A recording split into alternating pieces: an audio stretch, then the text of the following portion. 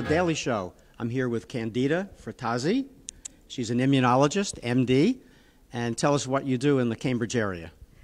I'm the president of Boston Biotech Clinical Research. Boston Biotech Clinical Research is a strategic clinical innovation organization. We do clinical trial design and clinical strategy development for small or large molecules in different therapeutic areas.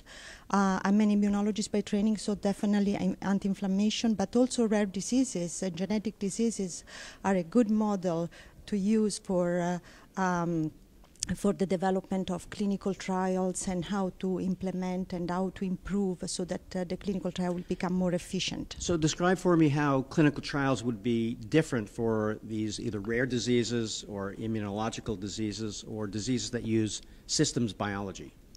We all know clinical trials, right? Yes, we know. We all know. It's a big industry. It's a big industry.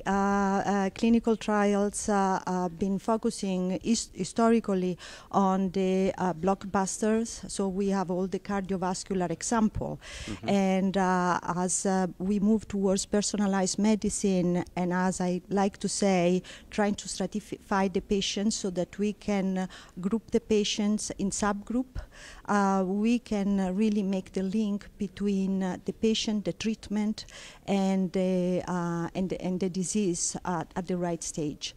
So the genetic disease or the rare disease are in common with the oncology. For what is the science today, we can identify genes, so we can stratify the patients by genes, and then treat.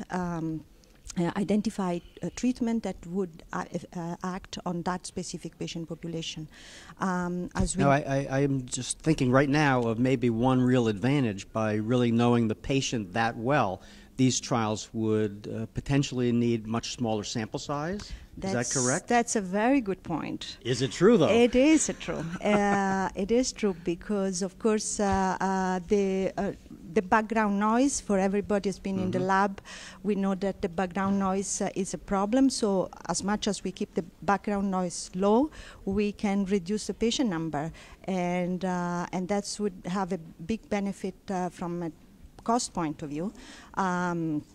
Do you have any trials that are currently up and running? I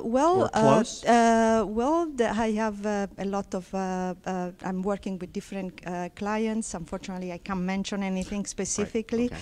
Okay. But I've been working, as I said, in system biology applications, where taking advantage of all the knowledge in the of the biology for the disease or for the patient that would respond to certain treatment. So also knowledge of the treatment. Well, good.